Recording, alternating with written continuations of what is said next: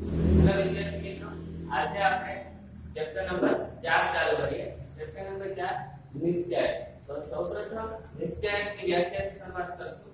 નિશ્ચય એટલે શું? નિશ્ચય એટલે શ્રેણી જેવું જ છે, પણ તફાવત એટલો છે કે નિશ્ચય એટલે પ્રત્યેક n કક્ષાવાળા ચોરસ શ્રેણી. શ્રેણી હોય પણ કેવો હોવો જોઈએ? ફરજિયાતપણે ચોરસ, તો જ એમાં નિશ્ચયક કહેવાય, બાકી એને કહેવાય નહીં. આપણે એક સંખ્યામાં સાંકળી શકીએ, મતલબ જે નિશ્ચયક જે ચોરસ શ્રેણી છે એને તમે નિશ્ચયકમાં લઈ જાઓ અને એનું કોઈ પણ એક મૂલ્ય મળે, તમને એનો એક સંખ્યામાં સંકર સંખ્યા આવે અથવા તો કોઈ પણ વાસ્તવિક સંખ્યામાં તમને જવાબ મળે, તો એને એવી સંખ્યાને ચોરસ શ્રેણીનો નિશ્ચયક કહેવામાં આવે છે. નિશ્ચયકને આપણે માનાંક જે તમે કહો છો એમાં દર્શાવવામાં આવે છે. હવે આપણે નિશ્ચયકના પ્રકાર જોઈએ કે બે કક્ષાવાળા શ્રેણીનો નિશ્ચયક. તો ભાઈ બે કક્ષાવાળા શ્રેણી ધારો કે લઈ તો આપણને ખબર છે કેવું બનશે કે 1 1 a1 2 2 1 2 2. તો નિશ્ચયકને DET ભાઈ કૌંસમાં એ DET એટલે ડિટરમિનન્ટ, ઇંગ્લિશમાં નિશ્ચયકને કહેવાય ડિટરમિનન્ટ. The determinant of a is equal to, આને શું કહેવાય? માનાંકમાં a ન હશે અને વચ્ચે નિશ્ચયકમાં, બરાબર? અને જે ચોરસ કૌંસ હતો એની બદલે ખાલી માનાંકની સાઇન આવશે.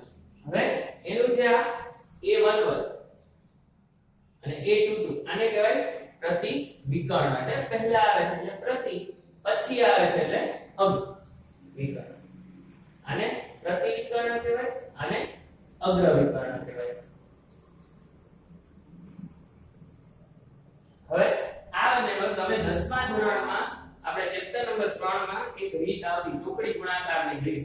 x ના છેદમાં તમે બનાવતા, પછી બરાબર y ના છેદમાં બરાબર 1 ના છેદમાં કરતા. તો એ જ રીતે આ એક છે, તમે એમાં શું કરતા કે વિકર્ણ હોય એનો ગુણાકાર કરી વચ્ચે બાદબાકીની સાઇન. તો a11 a22 વચ્ચે માઈનસ a12 a22. આ રીતે તમે સોલ્વ કરતા. એ જ રીતે તમારે કરવાનું. હવે ત્રણ કક્ષાવાળા શ્રેણીનો નિશ્ચયક જોઈએ. ત્રણ કક્ષા 3 હોય તો તમે કેવી રીતે ઉકેલો? તેની સાવ સિમ્પલ રીત, જે પેલી હાર છે ને એને બહાર રાખવાનું. પહેલા આવશે a11, બરાબર? પછી આવશે નિશ્ચય. હવે આ a11 લીધું એટલે આને ઈ જે હાર અને જે સ્તંભમાં આવતો હોય એને હાઈડ કરી, એને ઇગ્નોર કરો. ધારો કે આ ગયું અને આ ગયું, તો વધ્યું શું? a22, એનો નિશ્ચયક બનાવી.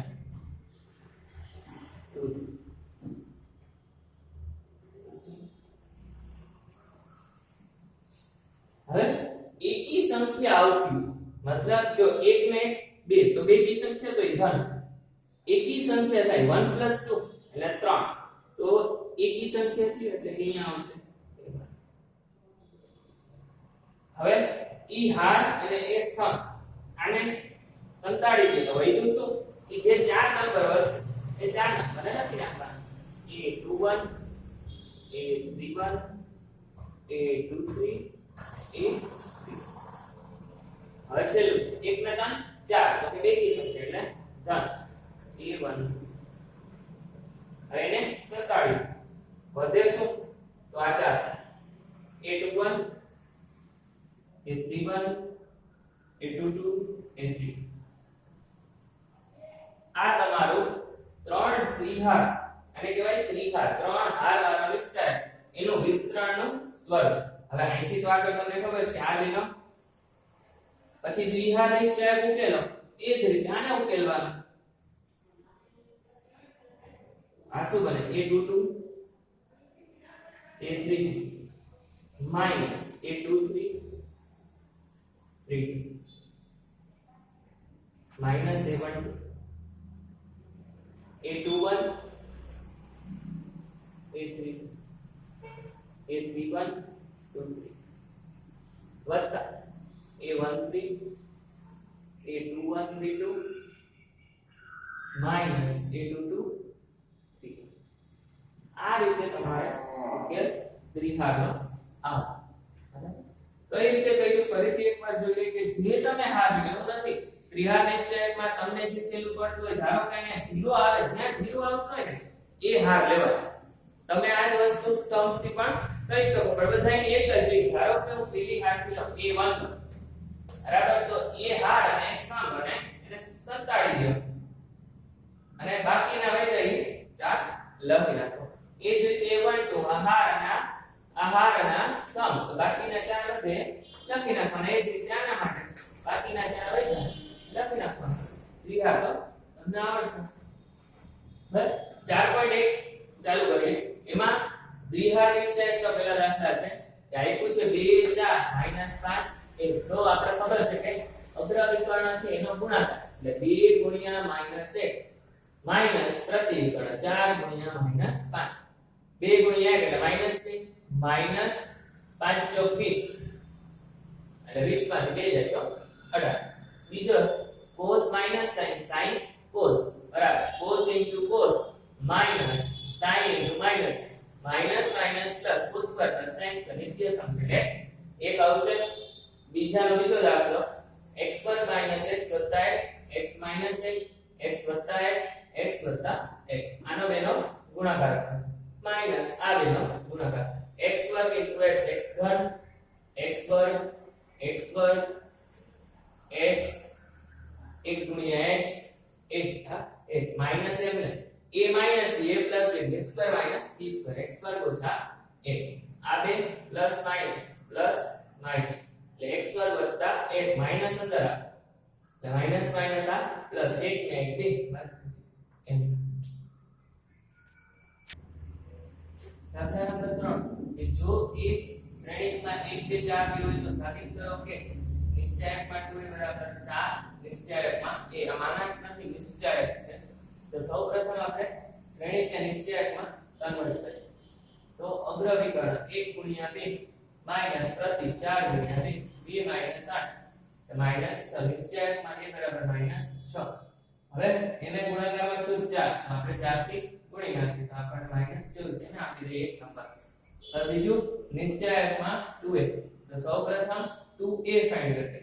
then 2 ગુણ્યા શ્રેણી 1 2 2 4 2 8 2 4. હવે આનો નિશ્ચયક કરીએ 2 ગુણ્યા 4 માઈનસ 4 ગુણ્યા 8 8 માંથી 32 માઈનસ 24 1 અને 2 પર જોઈને સમાન. આ જ રીતે ત્રિઘાત તમારે સોલ્વ કરવાનું છે કે નિશ્ચયકમાં 3 સૌપ્રથમ આનો નિશ્ચયક આપણે ત્રિઘાતમાં જોઈએ આનો નિશ્ચયક લે પછી જે જવાબ આવે એને ગુણ્યા 27 કરવાનો. પછી આ શ્રેણીને 3 વડે ગુણી જે જવાબ આવે એનો નિશ્ચયક લેવાનો. હવે દાખલા નંબર 5 કે નીચે આપેલા નિશ્ચયકના મૂલ્ય શોધવાના છે. ત્રિઘાત નિશ્ચયકનો વિસ્તરણ આપણે એનું સૂત્ર જોયું. 3 -1 -2 0 0 -1 3 -5 અને 0. તો આપણે જોયું કે ભાઈ પ્રથમ હારથી આપણે કરીએ બરાબર. અત્યારે આપણે પ્રથમ હારથી કરશું તો પેલો ઘટક આવે 3 તો 3 ને લખો 12. તો દ્વિઘાત નિશ્ચયક બનાવો તો આ પેલી હાર અને એ 3 જે કોલમમાં હોય એ આવે ને સંતાડો તો વધે 0 -1 -5 0. એ જ રીતે અહીંયા શું આવે કારણ કે આ જગ્યા છે એ 1 2 1 2 3 એટલે આપણે માઈનસ સૂત્રના પછી માઈનસ એક ઈ ઘટક આને સંતાડી તો વધે 0 3 -1 0 અહીંયા પ્લસ પછી -2 આને સંતાડી 0 0 3 -5 0 ગુણ્યા 0 માઈનસ જો 5 ગુણ્યા 5 માઈનસ માઈનસ પ્લસ સૂત્રના પાછા માઈનસ એટલે 0 5 માઈનસ માઈનસ પ્લસ 0 માઈનસ 3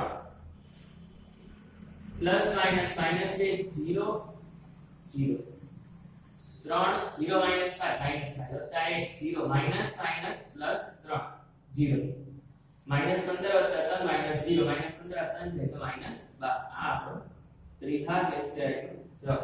બીજો થઈ ગયો 3 -4 5 1 1 -2 2 3 1. તો સૌપ્રથમ પહેલો ઘટક 3 પછી આને સંતાડી દીધું 1 -2 3 1. એ જ રીતે માઈનસ સૂત્રના -4 સંતાડી દીધું 1 2 -2 1 5 અને પ્લસ 5 સંતાડી દીધું 1 1 2 3. હવે 1 ગુણ્યા 1 માઈનસ સૂત્રના -2 ગુણ્યા 3 માઈનસ માઈનસ પ્લસ 1 ગુણ્યા 1 માઈનસ 2 ગુણ્યા 5 એમ 1 ગુણ્યા 3 1 ગુણ્યા 2 માઈનસ માઈનસ એટલે પ્લસ એટલે 2 તેની 6 4 માઈનસ માઈનસ પ્લસ લીધું 4 3 માઈનસ 2 6 ને 1 7 7 ગુણ્યા 3 21 4 ને 1 5 5 ચોક 20 3 માં 2 જાય તો 1 5 એકા 5 20 ને 41 41 5 46 આ જ રીતે બાકીના બે તમારે ટ્રાય કરવાની છે એમાં આપણે કીધું 0 1 2 -1 0 -3 -2 3 અને 0 ત્રિહાર નિશ્ચયકની મદદથી આ જ રીતે તમારે સોલ્વ કરવાનો એ જ રીતે જો તો 2 -1 -1 0 2 -1 3 -5 અને 0 આ સોલ્વ કરવાના રહેશે દાખલા નંબર 7 x નું મૂલ્ય શોધો એમાં પહેલો એવું છે કે નિશ્ચયકમાં 2 4 5 1 બરાબર 2x 4 6x તો સૌપ્રથમ આપણે 2 × 2 નો દ્વિઘાત નિશ્ચયક જે મૂકેલી એમ બનતું એટલે 2 ગુણ્યા 1 માઈનસ 4 ગુણ્યા 5 એ જ રીતે જમણી બાજુ 2x ગુણ્યા x માઈનસ 6 ગુણ્યા 4 2 કા 2 5 ચોક 20 2x * x 2x² તો ચોક 24 2 માંથી 20 છે તો માઈનસ 18 આ એમ માઈનસ 24 ની જગ્યાએ બતાવે એટલે માઈનસ છે તો પ્લસ તો માઈનસ 24 માઈનસ 18 એટલે 6 2x² 6 ભાગ્યા 2 એટલે 3 વર્ગમૂળ કાઢવું એટલે પ્લસ ઓર માઈનસ √3 બીજો 2 3 4 5 બરાબર x 3 2x 5 2 ગુણ્યા 5 માઈનસ 3 ગુણ્યા 4 x ગુણ્યા 5 માઈનસ 3 ગુણ્યા 2x 2 બચ્યા 10 3 ચોક 12 5x માઈનસ 6x 10 માંથી 12 જાય તો માઈનસ છે minus x minus minus plus આઠમો MCQ છે કે જો x 2 18 x બરાબર 6 2 18 6 તો x બરાબર ખાલી જગ્યા એમાં 6 -6 પ્લસ ઓર માઈનસ 6 એવા જવાબ આપેલા છે x ગુણ્યા x 2 ગુણ્યા 18 6 ગુણ્યા 6 માઈનસ 18 ગુણ્યા 2 x ગુણ્યા x એટલે x વર્ગ 18 * 36 60 માઈનસ 36 એટલે થઈ જાય 0 માઈનસ 36 ની જગ્યા બદલાવે પ્લસ 36 વર્ગમૂળ કાઢો એટલે x બરાબર પ્લસ ઓર માઈનસ 6 તમારો જવાબ આવશે પ્લસ ઓર માઈનસ 6